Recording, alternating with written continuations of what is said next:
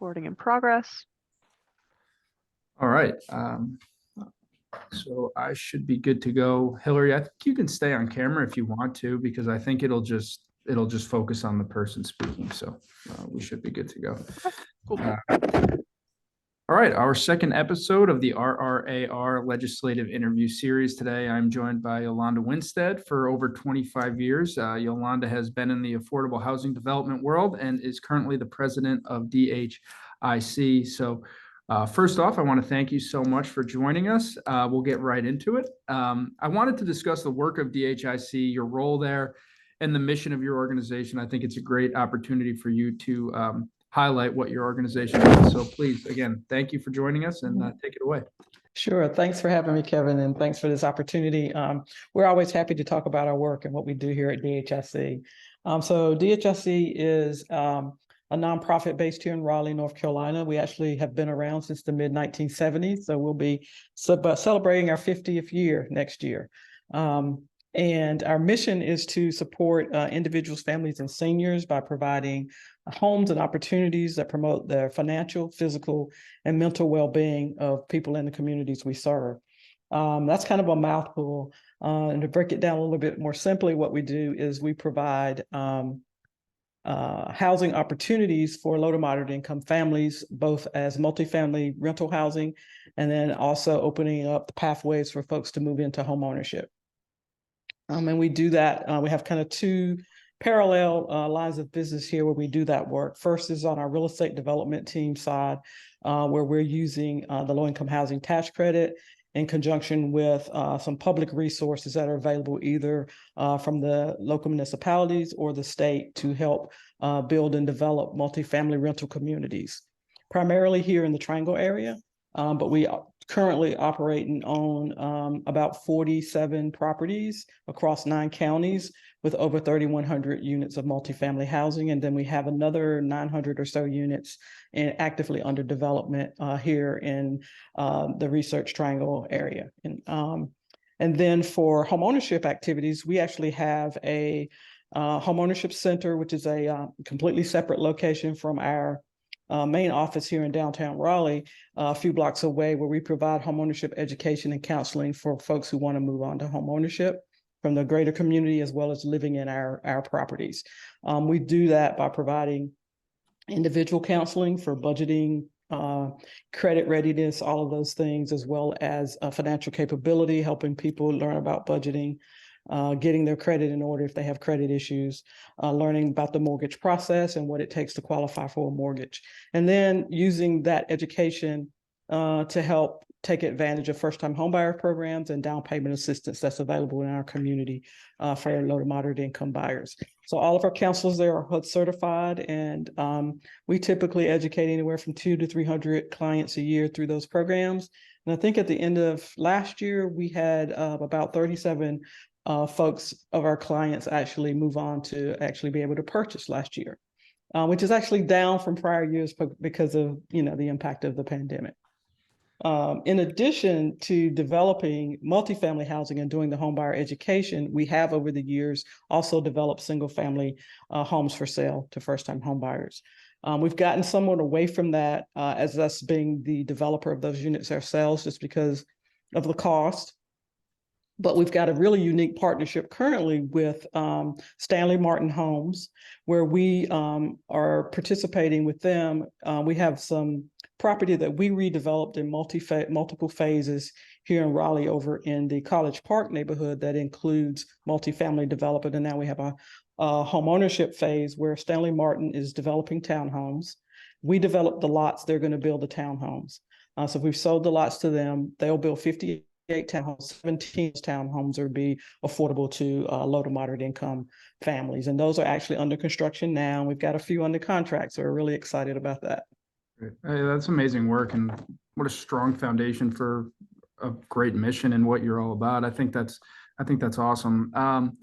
Sort of a good transition here. In recent months, RRAR, we've appeared at the Raleigh City Council speaking in favor of missing middle housing.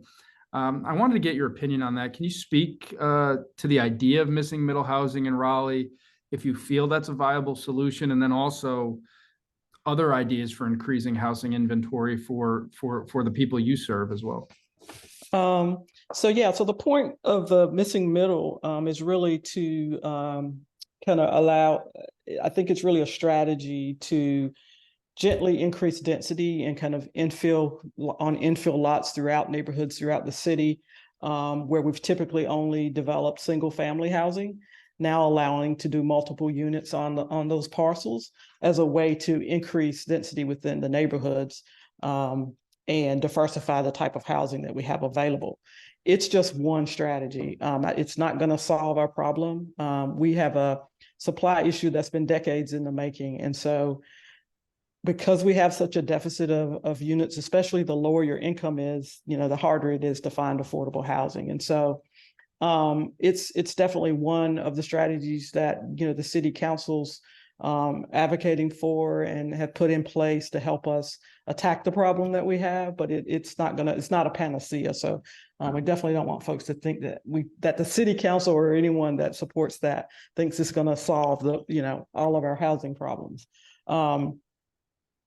From our perspective as an affordable housing developer, some things that can also help with that are going to include being able to get through permitting and entitlement process faster. Just getting the units online quicker would be helpful. We're focused on, with our own work, is just trying to build as many new units as we can, as I kind of described earlier, talking about our pipeline. And then there are a lot of existing properties, including some in our own portfolio, that we're working to preserve. But then there are also, you'll see properties come up for sale, multifamily properties come up for sale that are what we consider naturally occurring affordable developments that we really want to try as a community to preserve as well, so that those units don't get snatched up by an investor who just wants to flip them and increase the rents, and then they're no longer affordable. I think that one thing we don't talk a lot about, in addition, as kind of part of those naturally occurring developments, is we use that low-income housing tax credit program as kind of our primary tool for financing affordable housing. And in our state, we have somewhere around 15,000 of those units that are coming out of the regulatory and compliance period. Under that program, the tax credits have burned off, the deed restrictions are burning off. And so developers who are not interested in continuing to be involved with those properties are free to sell them. And they can sell them to a market rate developer or any developer who does not have to maintain the affordability restrictions. So we do run the risk of losing a lot of units in that perspective as well. So, trying to tackle that problem and seeing how we can keep those properties in the affordable housing column and not have them turn over and become market rate is a strategy that we need to look at. And then the last thing I'd point out probably would be that we have lots of families in our community who have housing choice vouchers to help subsidize their rent, who cannot find landlords that accept the vouchers. So if we can figure out a way, to incentivize more private landlords to accept those vouchers, at the same time we figure out how to maybe make that process a little less challenging for small landlords to be a part of, would also be a way to help make sure we get folks that need housing placed as quickly as we can. Sure thing. Yeah. So like for me, I'm originally from New York, moved to North Carolina in 2018. I'm married. I have a young son, want to grow our family and stay in Wake County, but we have a home now, but you see affordability, not as easy as it was even just 5 years ago. Right. It's become a major issue. What do you think is the biggest hurdle to climb to make sure that housing is available and affordable for young people and families, not just in the near future, but sort of set ourselves up to have that option 10, 20 years from now down the road? Is that possible now that this area is growing so much? I wish I knew the answer to that one. I think we really, as a community, just have to continue to develop as many strategies as we can to build as much housing as possible. But then to also, figure out how we can do that in a fashion that we're providing that housing across all income bands. And we can't be focused on just, all luxury housing or just all low income housing, but we've really got to kind of build a diversity of housing type, but also housing that is affordable to all income spectrums in our community. That's a real high level answer. How we do that is a whole nother conversation. And what that looks like, over the next generation or so. I imagine we will continue to need to do, we probably will need to do another affordable housing bond. The city did couple years back, just so we have some resources available to help fund housing development more easily, and because as costs go up, that not only the cost of the housing units going up, but the cost to develop and build them, whether they're for our ownership or for a rent, just keep going through the roof. And getting control of costs also is going to be one way to ensure that we can continue to have some housing that's affordable across all income bands. Yeah, I think you make a great point when distinguishing the fact that housing options are needed for everybody. It's not just in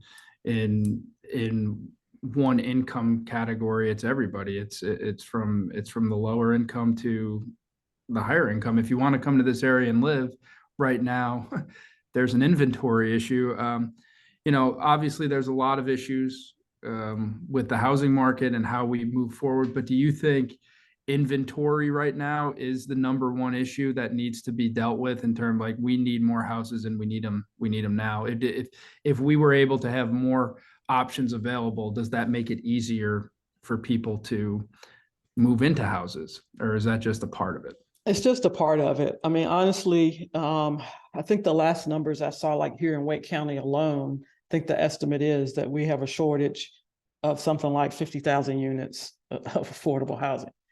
I mean, there's just, again, we're talking about a problem that's been decades in the making. And, for many years, honestly, the only people talking about there being an affordable housing problem were the people serving the lowest income folks, because those were the people who were most cost burdened by what they had to pay to get into housing and who were the most at risk of losing their housing as, the economy changes.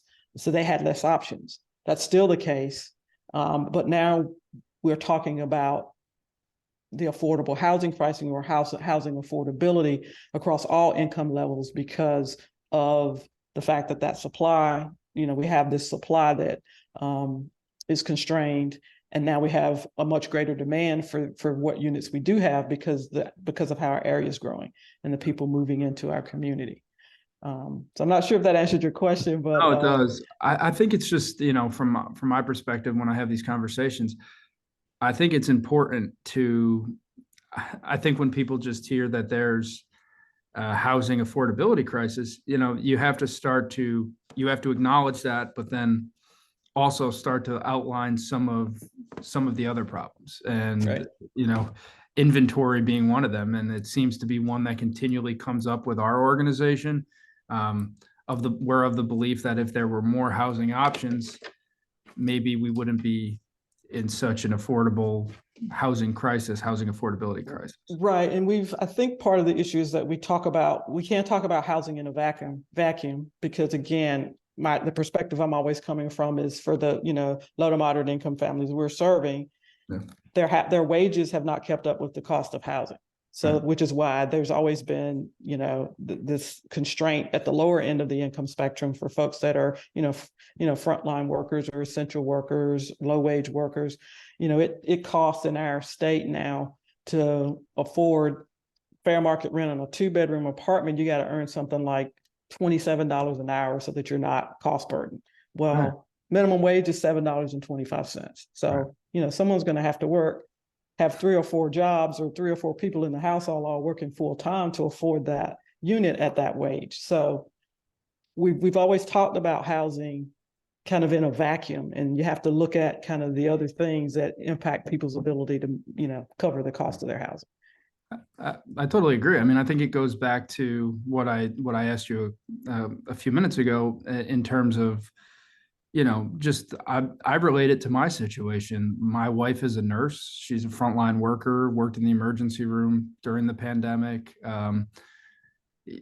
I think that it's one of those things for even us that have two salaries coming into our house with a young child. It's not easy to maintain affordability. So my heart goes out to the people that aren't making as much money as us, because I think those people are really they're working hard. They have jobs, but the way that the housing market has now become, it's almost forcing them to not have a to not have a home, to not be able to purchase their first home and find other options, like you said, working other jobs, having 3 or 4 people beyond that listing so that they're able to afford it.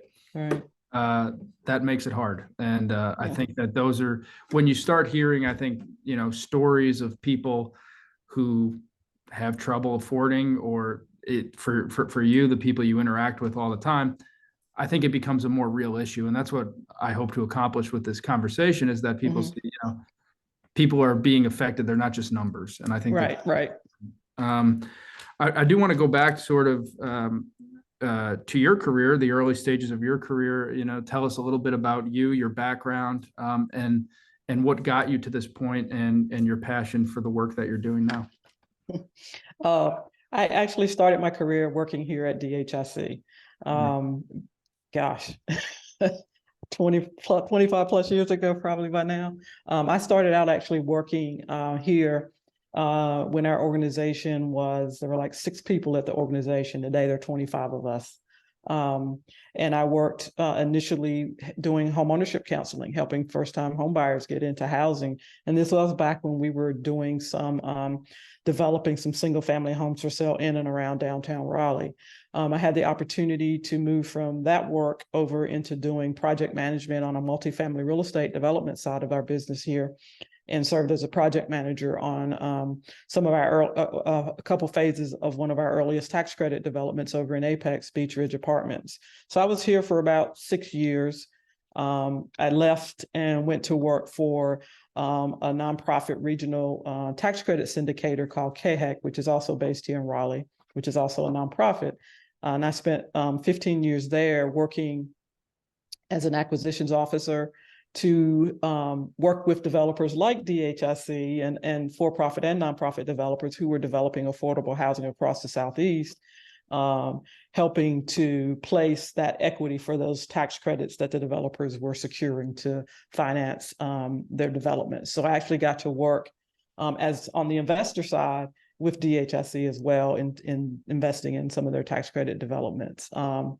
Then I did that for about 15 years. I spent about 3 years with the turnkey developer, for-profit developer called Greystone Affordable Development, heading up their finance team who did kind of the modeling and underwriting for the developments they were working on. And then had the opportunity to come back to DHIC in this role, which I've been in for just about 3 years now. Okay, that's great. So it's come full circle for you there for sure. I have a couple questions remaining before I let you go, and I appreciate your time so much today. If we could look ahead to the future, what do you envision as a success for this area in terms of housing, let's say in the next 5 to 10 years? What is the focus on achieving, and what type of impact do you think it could have on the area if that vision is met?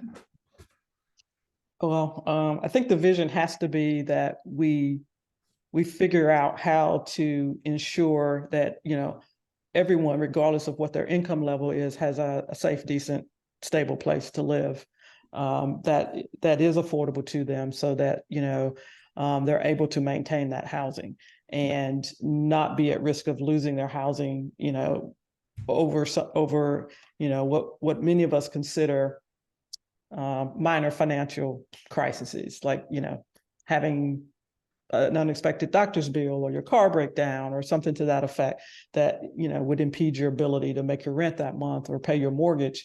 So I think if we can carve together enough strategies that address our housing needs such that everybody can remain stably housed regardless of income, then I think that's the greatest vision, I think, for our community. I think that's a great goal as well. And the final question I have you know, my career, my background is in government affairs, politics. Started in New York in the New York State Legislature, and now here after some stops along the way. But what is the importance of advocacy, getting out there, talking to politicians, or I should say, elected officials, letting those voices be heard, but also the importance of membership and staff being able to deliver that message so the legislators understand the importance? That's extremely important. And we kind of view that here at DHIC. Our advocacy really starts with building relationships with our city council, our county commissioners, our state legislative representatives. Even we're participating, with organizations like ours and collaboratives where we're even reaching out, to our federal representatives and doing Hill Days. And so really getting in front of all those folks and, telling the stories of our residents and those folks that we're able to help and the impact of the housing. Our organization just finished our 3-year strategic plan to carry us through 2025. And like one of the, first goals we came up with was all around advocacy and how do we do that, have an even greater impact in that area and amplify the voices of the folks we serve in our community and our community as a whole. So it is very important that we're out, advocating for the needs of those we serve and to address the problems that, you and I have discussed today. Because if we don't, make our representatives aware of those needs and what we really, really need on the ground, then, we can't wait for them to come to us to ask those questions. We've got to go out to them and make them aware of what the needs are so they can represent us in the way that we need them to as a community. Yeah, I think that's spot on. I think getting the message out there and letting our elected officials, do what they do and hopefully become an ally in our causes and our efforts. So, Yolanda, I don't want to take up too much of your time today. So again, I appreciate you being with us and talking for a little bit. I really value what your organization does and the work that you do. This has been a great conversation, and I'm very appreciative. So thank you again. No, thank you for having me. And we've always appreciated the relationship we've had with your group. So you've been a supporter of our work for a long time, and we really appreciate it. And thank you again for the opportunity. Yeah, and here's to more collaboration in the future. So thank you. Definitely. All right. Have a great day. Thank you. Bye-bye.